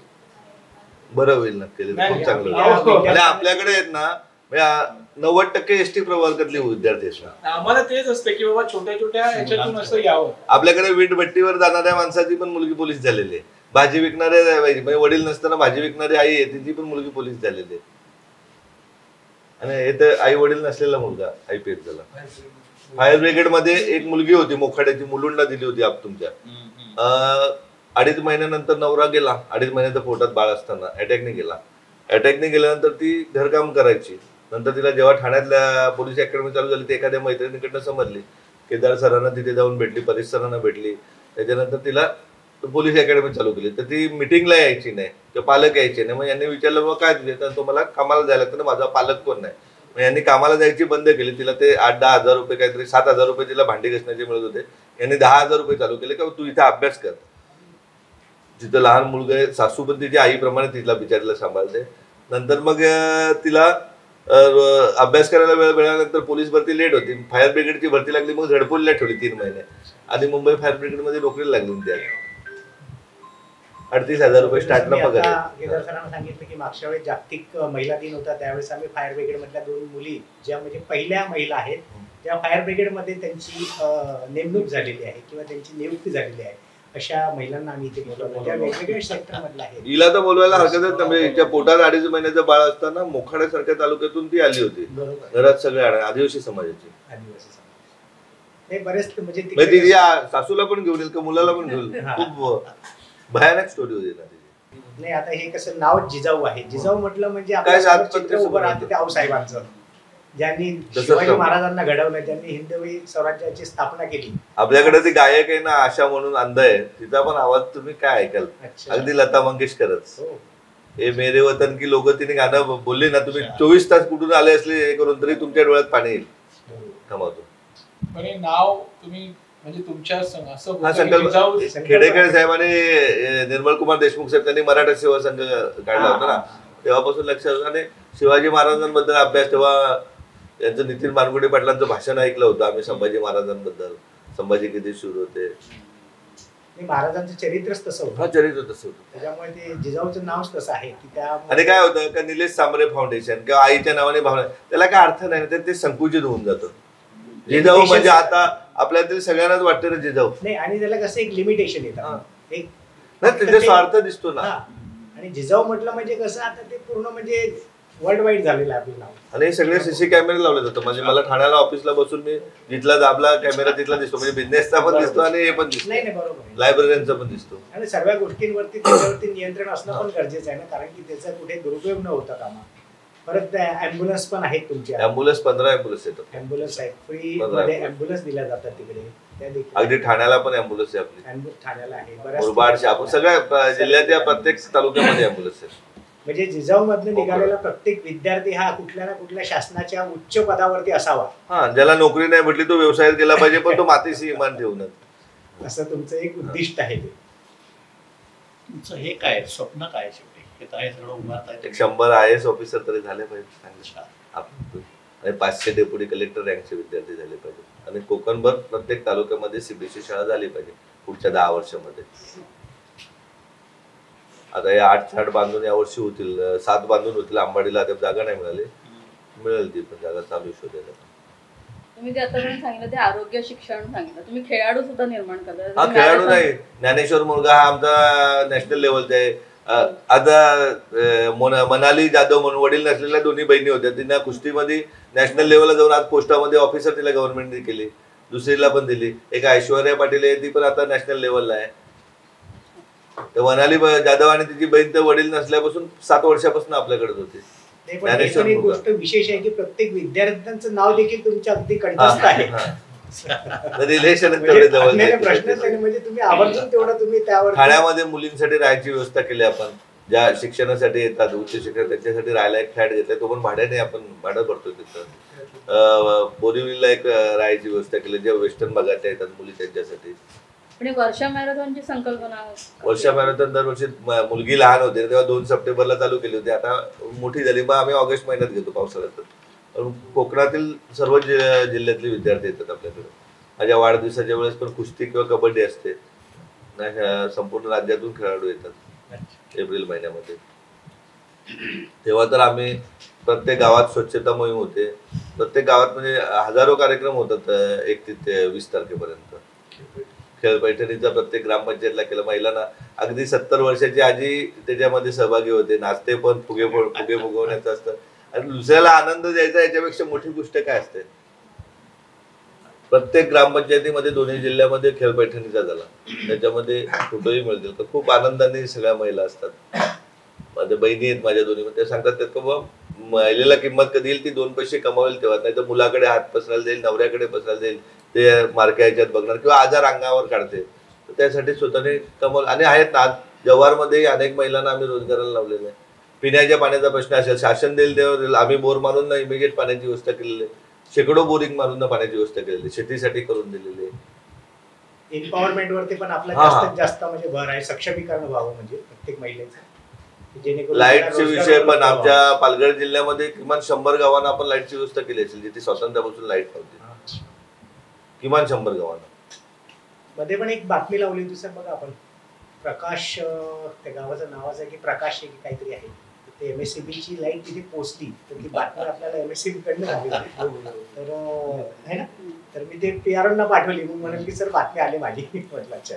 थोडक्यात काय लोकप्रतिनिधी पण एकदा निवडून आल्यानंतर आमच्याकडे तर काय बघतच नाही, ते प्रशासनाचे दलाल होऊन बसतात स्वतःच्या कामासाठी. म्हणजे मुख्य आणल्यानंतर जिल्हा, म्हणजे सिंधुदुर्गासारखी परिस्थिती आमच्याकडे नाही ना. आमच्याकडं मुख्य आणल्यानंतर जिल्हा, कोणी जमीन येणे करायला तुम्ही जर 2 घेतले आणि साहेब सांगतील मी संपादक आहे तर तू तलाट्यापासून सगळे पैशाचीच मागणी करणार. पण सर आता आपल्या इथून जो विद्यार्थी घडतो त्याला तुम्ही IAS ऑफिसर किंवा IPS झाल्यानंतर तुम्ही काय संदेश देऊ इच्छिता? साहेब पोलिसाला पण दिला, आजच दुपारी दिला. एक पैसा पण कोणाकडून खाता कामा नये.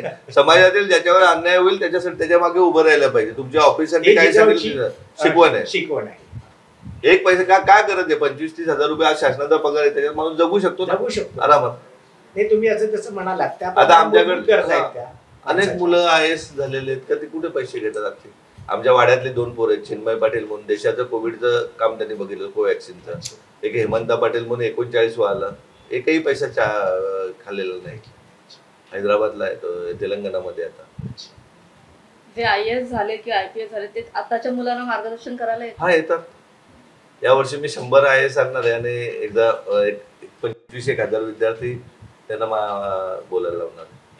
नाही, तुम्ही जसं म्हणालात की भूक वाढत चालली, तर आम्ही तर असं म्हणू की तुमची दिवसेंदिवस अशी भूक वाढत जाऊ. लोकांची भूक कशी असते का 5,000 कोटी झाले पाहिजे, 2,000 1 कोटी झाला पाहिजे, त्याचे 10 कोटी झाले. आपली भूक विद्यार्थी झाले पाहिजेत, व्यावसायिक झाले पाहिजेत. व्यवसायाबाबतही आम्ही ट्रेनिंग देतोय. व्यवसाय केला पाहिजे माणसाने. आणि मला वाटत नाही 12-14 तास काम केल्यानंतर पूर्ण अपयशी होईल, असं कोणच नाही अपयशी होऊ शकत. एवढ्या मोठ्या प्रमाणामध्ये तुमचं रचनात्मक कार्य सुरू असताना आज राजकारणामध्ये चांगली लोक गेली पाहिजे असं म्हणतात. हो, त्याबद्दल आपण काय सांगाल? आहेत ना. आज आम्ही पालघर जिल्हा परिषदेमध्ये मी उपाध्यक्ष होतो. मी एकही रुपया मानधन नाही घेतलं, गाडी नाही घेतली, चहा पण नाही पेला जिल्हा परिषदचा. मी 9:45 ऑफिसला यायचो तर 9:30 वाजता सगळे HOD यायचे. त्यांना माझं सांगणं तेच असायचं, मी पाठवलेलं काम झालं पाहिजे. कसं नियमात बसवायचं, नियम हे लोकांसाठी असतात, ते बसवा पण काम झालं पाहिजे असं. आता आमचे जिल्हा परिषद सदस्य अनेक आहेत, सरपंच जवळजवळ 78 आणि 54 जवळ 130च्या वरती सरपंच आहेत आमचे. आम्ही तर सांगतोय का ज्यांनी पैसे खाले राजकारण त्यांनी शेण खाल्लं मतदाराचं, जर याच्या खाल्लं तर, कारण लुटच करतात ना. फार वाईट ट्रेंड चालू आहे. तुम्ही म्हणाल की तुमची अपेक्षा आहे की IAS IPS, तर तुमच्या बोलण्यातून असं कधी झालं नाही की माझ्या इथून एक राजकारणात जावं? कारण तिथे व्यवसाय करून नाही, व्यवसाय करून तो राजकारण, त्याचा राजकारण हा व्यवसाय होता कामा नये. आज काय झालंय की आज नगरसेवक संघ सरपंच म्हणा, एकदा राजकारणात आले की त्याचा व्यवसाय राजकारण होऊन जातो. राजकारण हे पवित्र, घटनेमध्ये काय राजकारण आणि लोकप्रतिनिधी दोन्ही प्रशासन हे पवित्र ठिकाण आहेत, पण त्याचा आपण दुरुपयोग केला. शिक्षित माणसं जाणं गरजेचं आहे. शिक्षित केला करून जास्त भ्रष्टाचार करतो, भ्रष्टाचारी नाही, त्यांनी त्याचा व्यवसाय वेगळा करावा. मग भले भाजीपाला लावत असेल तो भाजीपाला चालू ठेवूनच तो सरपंच झाला पाहिजे. महिला सरपंच आहेत. हो, कातकरी सरपंच माझ्या गावची आहे. विक्रमगड नगरपंचायत 17 पैकी 16 नगरसेवक आपले आहेत. मोखाड्यामध्ये, जव्हारमध्ये, त्याला अर्बन बँक होती आमच्या. आता बघा निवडणूक लढवल्यानंतर काय परिस्थिती होते आमच्या विरोधात. आता हे सगळं घटना झाल्यानंतर सगळ्या पक्षाविरुद्ध जिजाऊ होते एकटी. मुख्यमंत्र्यांनी फक्त सांगितलं मला चेअरमन बसव, पण मुख्यमंत्र्यांची सगळी माणसं त्यांच्या बरोबर होते. 17 पैकी 15 सीट आपल्या आल्या. म्हणजे अगदी आमच्या पालकमंत्र्यांनी 50 लाख रुपये पाठवून दिले होते. अनेक सगळ्यांना ती सत्ताधारीच पक्ष होते ना. म्हणजे उद्धव ठाकरे पण बरोबर होते, BJP पण बरोबर होती, शिंदे साहेबांची पण सगळी माणसं बरोबर होती आणि राष्ट्रवादीची पण बरोबर होती त्यांच्या. आणि आम्ही सिंगल होतो फक्त जिजाऊ. NPA मध्ये होती 35%. आता आम्ही 16वर आणली ना. कोणा नाही, डायरेक्टर लोकांनी त्यांच्या मजुरांच्या नावाने पैसे कर्ज घेतले 15 लाख. अनेक आदिवासी बांधवांच्या नावाने पैसे धनधानक्यांनी कर्ज घेऊन मोकळे झाले होते. ते तर सगळे दम देऊन भरायला लावले आम्ही. एकतर पुण्याला राहायचा डायरेक्टरचा भाऊ, त्याने एका आदिवासी माणसाच्या नावाने 10 लाख रुपये काढले होते.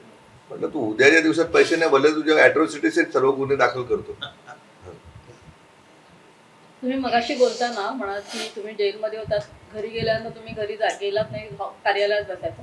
आज तुमच्या मिसेसची किंवा तुमच्या एकंदरीत फॅमिलीचा काय कसा सपोर्ट होता तुमच्या या सगळ्यामध्ये, आणि आज कसं बघतात तुमच्या? महत्वाचं आई वडिलांचा प्रचंड सपोर्ट असतो मला कुठल्याही गोष्टीला. म्हणजे आजही सपोर्ट, माझी काळजी सर्वात जास्त आई वडीलच घेतो. म्हणजे आजही त्यांच्या दृष्टीने लहानच असतो. आता दुपारी आम्ही सारखे जेवलो हे सगळं करताना खर्चाचा हा विषय आलाच, तुमच्या घरातून विरोध होत नाही, सरकार खर्च करत आहात, तो सपोर्ट कसा होता? नाही कोण विरोध करत. सर्वांना माहिती आहे काम चांगलं होतं, मला ओळखतात ना, म्हणजे त्यांच्याकडनं पाठिंबा होता. हा सर्वांचा पाठिंबा असतो. म्हणजे आज कल्पना नसेल, मी जर 200-250 किलोमीटर, माझ्या बहिणी रोजच्या 200-250 किलोमीटर, जिथे दुःख आहे तिथे पोहोचतात कोणत्याही वेळेला. किती हे काम करत असताना अनेक खोट्या केसेस झाल्या, पण वाचवणारे पण भेटतात ना. घरी असताना पण केसेस झाले, मग इथे मी बसलोय आणि तिकडे केसेस दाखल झाले, असे अनेक इथे कॅमेऱ्यात बसलोय परत तरी पण झालं नाही. ते चांगलं काम करताना तुम्हाला अनेक अशा अडचणी येतात. जे अपवृत्ती, जे समाजाच्या नावाने जगणारे लोक असतात ना, ते डळमळीत होतात. म्हणजे अगदी अक्षरशः आदिवासी समाजाच्या नावाने जगणारे अनेक संस्था आहेत, त्यांचे लोक वरती असल्यामुळे काही कास्ट हे चालतंय की त्यांना वरतीपर्यंत घेतलं जातंय विशिष्ट समाजाच्या, आणि मग त्यांना त्या आता डळमळीत झाले की आदिवासी आपल्या हाताशी राहत नाही, आदिवासी शिकायला लागला. शिक्षण ही गोष्ट आमच्याकडच्या राजकारण्यांना पण आवडत नाही. त्यांची मुलं शिकायला नाशिकला गाडीने जातील, पण आदिवासी भावाचा मुलगा पण शिकला नाही पाहिजे. तो शिकला तर हिस्सा मागेल का, तो जिल्हा परिषदला उभा राहील, तो माझ्या झाला तर पूर्ण समाज सुधारेल ना, आणि समाज सुधारून त्याच्यामुळे शिक्षणाबाबत कुणाला नाही. आम्ही तलासरीला एका हॉटेलवाल्याने जागा दिली शाळा, सीबीएसई शाळेला, दुसऱ्या दिवशी नारळ फोडायला जाणार. आमच्या विभागाचा एक मोठा लोकप्रतिनिधी त्याच्याकडे त्याच दिवशी जाऊन बसला का अजिबात जागा द्यायची नाही, तुला कसं काय जमत आहे. आणि दुसऱ्या दिवशी नारळ फोडायला जाणार तर तिथल्या विभागाचा आमदार आणि पदाधिकारी झेंडे लावून बसले, जागा आमची असं. म्हणजे अशी परिस्थिती आहे. कारण ही लोक शिकले तर आपलं काय असं.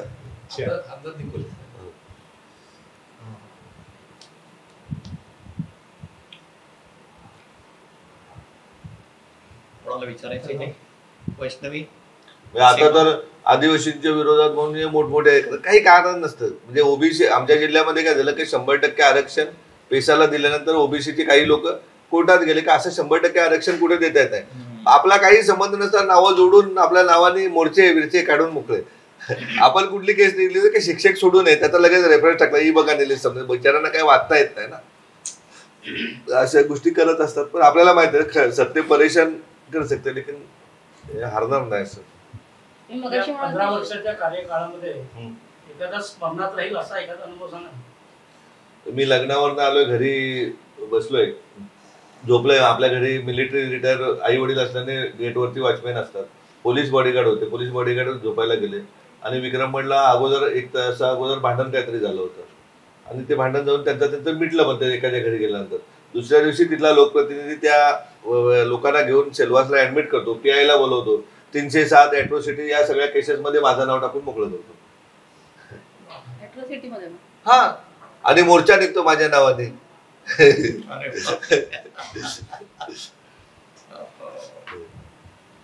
मी ठाण्याच्या देवकारपुरा ऑफिसला बसलोय, एका पत्रिकेमध्ये माझं नाव असतं, म्हणजे पत्रिकेमध्ये साहेबांचं नाव आहे, यांचं नाव आहे, त्या पत्रिकेमध्ये नाव आहे झुंजी लावण्याची स्पर्धा, म्हणून माझं नाव माझ्यावर गुन्हा दाखल होतो. मी तर जामीनही नाही घेतला त्याला. पण ज्या गोष्टीचा काही संबंध, पत्रकात कोणी कोणाचंही नाव टाकू शकतो. मी तिथे गेलेलो नाही, मी ऑफिसला बसलेलो आहे.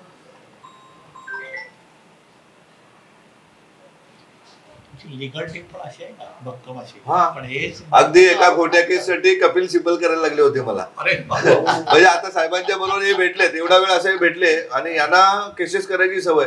जेव्हा साहेबांची काहीतरी यांचं वाटतं, साहेबांवर पण खोटी केसेस करतो, साहेबांच्या अख्ख्या घरच्यांवर करतो, साहेबांच्या सीएवर करतो, साहेबांच्या मित्रावर करतो आणि माझ्यावर पण करतो. आता मी त्या यांना कुठेतरी बँकेत एका जामीन होतो म्हणून करतोय, आणि ते केससाठी जामीन घ्यायला मला कपिल सिब्बलकडे घ्यायला लागला होता. चंद्रचूड तेव्हा न्यायाधीश होते. हा, अनेक किस्से. 15 वर्षाच्या काळामध्ये एवढे अनुभव आलेले आहेत. तुम्ही कधी ऐकलंय का एखाद्या रस्त्यावर ऍक्सिडेंट झाला म्हणून त्या ठेकेदारावर गुन्हा दाखल झाला? आज गोवा रोडला 1500 लोक वर्षाला मरतात. किती ठेकेदारावर गुन्हे दाखल झाले? त्या DYSPचा फोन आला, मला नाही आला डायरेक्ट, मला फ्रेंड नाहीत, माझा वाढदिवस 17ला कार्यक्रम मंडप वगैरे केलाय, आणि नातेवाईकाला फोन आला का बघा 5 लाख रुपये द्यायला सांगा नाही तर गुन्हे दाखल करतो. 2 पोलीस स्टेशनला गुन्हे दाखल केले, तक्रारदार कोणीच नाही, शासनातर्फे केले. अशा गमती आहेत ना, की जे गुन्हे कुठेही महाराष्ट्रात झालेले ते गुन्ह्याची नोंद माझ्यावरती झालेली. म्हणजे मुद्दाम कोण करतं की हा मुद्दा एक तर पैसे पाहिजे असतात. प्रशासनात पण काय असतं, 5 लाख रुपये त्या ऑफिसरने केले होते, म्हणजे पाटील म्हणून डीवायएसपी होते, रिटायर झाले ते, 5 लाख रुपयाची मागणी केली होती, 5 लाख रुपये द्या नाही तर गुन्हे दाखल करतो. मग असं कधी वाटत नाही की काय आपण चांगलं करतोय म्हणून त्याला हे वाटत नाही. शेवटी सत्य असतात ना, सत्य तर कोणाला द्यायला नव्हतं. आणि सहन केलं, इतकं सहन केल्यानंतर आता काय आपल्याला माहिती आहे ना, त्याला फ्रस्ट्रेशन ठेवून तुम्ही फ्रस्ट्रेशन जी गोष्ट आपण केलेलीच नाही त्याच्याबाबत कशाला फ्रस्ट्रेशन यायला पाहिजे, जी केलेलीच नाहीये त्याच्यात काय. आता तर कितीतरी लोक म्हणजे सांगतात तुमच्या मागे ईडी लावणार हे. आता माझ्याकडे 5 पैसे पण काळे येतच नाही, मी का कुठलाही काय करत नाही, तुम्ही कशाला घाबरायला पाहिजे. माझ्याकडे काय उद्या 50 कोटी, माझा काय प्रायव्हेट बिल्डर आहे, ते कुठला भाव जास्त दाखवून ना बाकी ब्लॅकनी पैसे घेतो असा काही विषयच नाही. माझा एक वर्षाला 200-300 कोटी रुपयाचा व्यवसाय असतो, त्याच्यात क्रेशर आपले आहेत, त्याला रॉयल्टी असते, डांबर प्लांट आपले, रेडीमिक्स प्लांट आहेत, गाड्या आहेत, मशिनरी, त्याच्यातून 2 पैसे उरतात. आणि मला माझ्या मुलांसाठी नाही पाहिजे ना, मला गोरगरिबाच्या पाहिजे, त्याच्यामुळे काय भीती वाटायची. साहेब बोलले होते, आहे का रेकॉर्डिंग? साहेब बोलले होते ते रेकॉर्डिंग आहे. दिल्लीला आम्ही बंगला भेट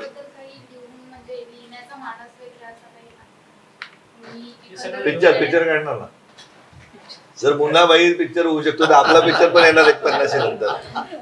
एक लेवलला गेल्यानंतर पिक्चर काढणार ना. म्हणजे मुलगा जेव्हा धंद्यामध्ये ग्रोथ करेल ना, मुलगा आता प्रायव्हेट कन्स्ट्रक्शन करतोय इंडस्ट्रीचे, तो जेव्हा ग्रोथ करेल तेव्हाच तो काढेल पिक्चर.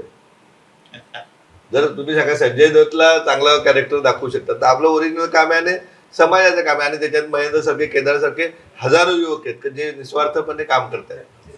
आणि आमच्याकडे एक महत्वाचं आहे का, प्रत्येक जण आई वडील सांभाळणारा कार्यकर्ता आहे. पुणेच माणूस संध्याकाळी दारू पिऊन पायात पाय गुंतून जात नाही, कुठलाच कॅन्डिडेट कार्यकर्ता नाही आमचा, कुठलाच सिंगल. मग महाराजांसोबत तसेच मावळे होते म्हणून तर स्वराज्याची स्थापना झाली. कुठल्या अपेक्षाने मला जिल्हा प्रमुख करतील, मला तालुका, असं कुठलाच नाही. आमच्याकडे राज्याचा प्रमुख पण जिल्हा प्रमुखावर आणला जातो किंवा तालुका प्रमुखावर आणला जातो, काय नाही. कोणाला काय, जी ड्युटी दिली ती करतात. महिला आहेत, महिला आम्ही तर म्हणजे आज तारीख आहे 12 आहे. तुम्ही जर 14ला कार्यक्रम सांगितला तर लाखभर महिला सहज येते कुठे. तुम्ही मुंबईत सांगितलं तर मुंबईत पण एकच दिवसात उद्याची, एवढी ताकद आहे ना जिजाऊची. तुमच्या या जिजाऊ संस्थेमधून जे लोक तयार झाले, कोणी अधिकारी झाले असतील, कोणी सरपंच झाले, कोणी आणखी कुठल्या फील्डमध्ये गेले, त्यांनी भ्रष्टाचार केला, त्याची कंप्लेंट तुमच्याकडे आली. राजकीय असला तर त्याचा राजीनामाच घेणार आम्ही लगेच.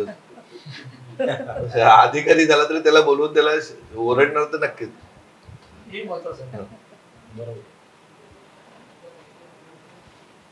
आज पीडब्ल्यूडी मध्ये शिवाजी महाराजांच्या स्मारकाला इंजिनियर आहे, तो पण आमच्यात लायब्ररीतला पोरगा आहे, शापूरचा पोरगा. प्रत्येक ठिकाणी आता आपली पोरं आहेत ना. आता परवाच एक विरारचा माणूस जेलमधून बाहेर आला, नगरसेवक होते ते, तर त्यांनी आल्यानंतर मला एक दिवशी अचानक फोन केला, साहेब ते तुमच्याकडची लोक होती, ती लोक सर्व तुमच्याबाबत खूप चांगलं बोलत होती. त्याच्यात त्यांनी एक सांगितलं की टोपले नावाचा एक पोलीस भेटला त्याला, त्या पोलिसांनी सांगितलं की जिजाऊ मुलं मी पोलीस झालोय. आणि साबळे साहेब, हे आपल्याला भरपूर गोष्ट आहे ना, हे आपलं प्रमाणपत्र आहे. आणि त्या माणसाने पण तो बाहेर आल्यानंतर सांगितलं की तुमचं खूप नाव कडत होतं की त्यांच्या मुलं मला नोकरी लागली. तर आज सगळ्याच क्षेत्रामध्ये आपले विद्यार्थी आहेत. असं कुठलं क्षेत्र नाही की जिथे विद्यार्थी नाहीत. मिलिटरीच्या पण सांगितलं ना का अगदी कॅप्टन पर्यंत आपले विद्यार्थी केले. आता सध्या या वर्षी तर 5,000 आहेत, पण 2,500-3 हजार विद्यार्थी 100% नोकरी लावल्यानंतर पुढच्या वर्षी या टायमिंगला भेटेल तुम्हाला सरकारी जॉबला. आणि तशा आमच्या शुभेच्छा पण तुमच्यासोबत आहेतच, नक्कीच तसंच घडवत.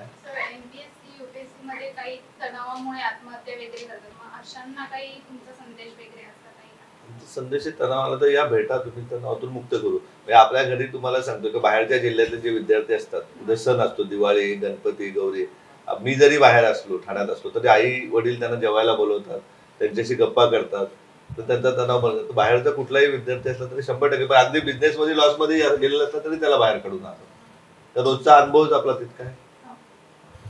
जर मोहिनी भारमालला फायर ब्रिगेड मध्ये जिजाऊ लागू शकते किंवा आई वडील असलेल्या स्वप्नील माने IPS करू शकते, तर तणाव सहज दूर होईल. आणि आपलं म्हणतात 12-14 तास काम करणारा विद्यार्थी कुठेही मागे पडणार. आज कुटुंबातील सर्वच लोक म्हणजे तुमच्यासोबत सामाजिक कार्यात हा. जोडलेले आहेत. पोरं बिझनेस पण करतात, बिझनेस कडे लक्ष देतात. कारण आता मला 2-4 वर्षात रिटायरमेंट घ्यायला गेलं, मग सामाजिक कामाला पूर्ण झोपून द्यायला लागलं. खूप काम चांगलं चालू आहे. छान. आता तू सांगतोय आमची मुलं पुण्याला होते, दोन्ही मुलं, माझा आणि बहिणीचा. तर पुन्हा सांगितलं तर किती व्यसनाधीनता आहे. एका गुजराती माणसाच्या फ्लॅटवर ठेवलं तर ती गुजराती माणसाची बायको रोज रिपोर्टिंग मोलकरणीकडे. साधं सुपारी कोण खात नाही, कोणी नाही खात. हा चांगल्या कामाचा जे आहे ना. बरोबर. आज पैसा आहे, गाड्या घोड्या आहेत. मुलाला गाडी घेतली होती, ती गाडी त्यांनी मला दिली, तो इनोवामध्ये फिरतो. म्हणजे अशी आहेत. नाही, बरोबर. कारण ते संस्कार तसे घडलेले हा. आहेत. घरात मध्ये त्यांनी बघितलं आहे आई वडिलांना अगदी लहानपणापासून ग्रासरूट लेवल. अरे 5-5:30 उठतातच ना प्रत्येक जण. बरोबर.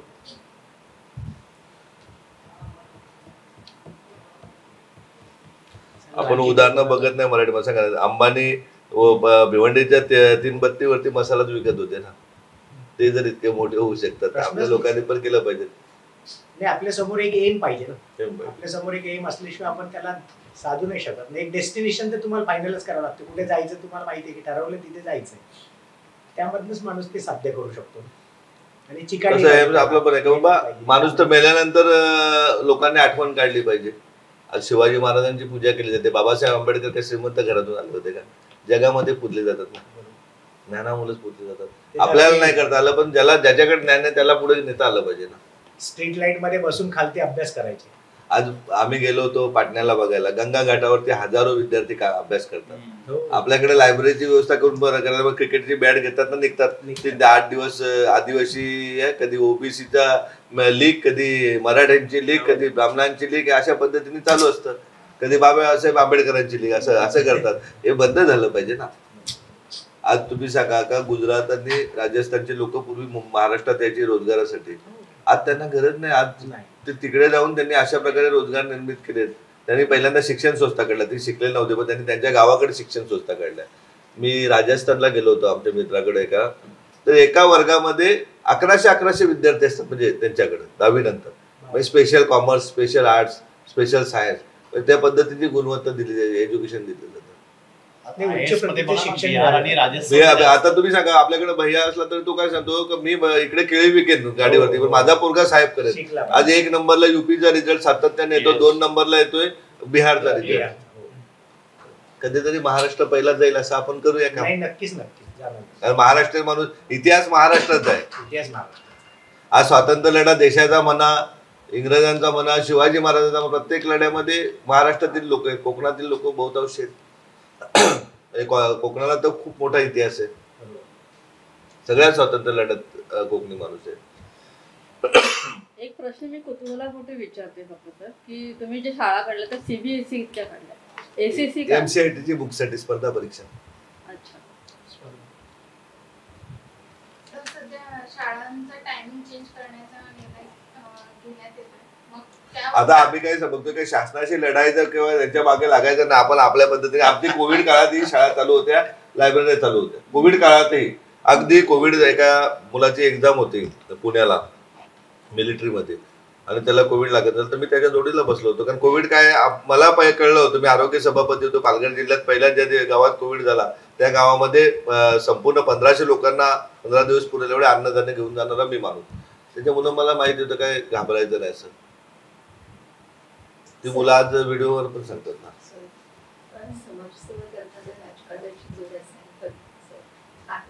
पण सर म्हणजे की ते काम जर करायचं असेल तर माझ्याकडे ते पद असतं तर ते मी सहज करू शकलो असतो असा समज आहे.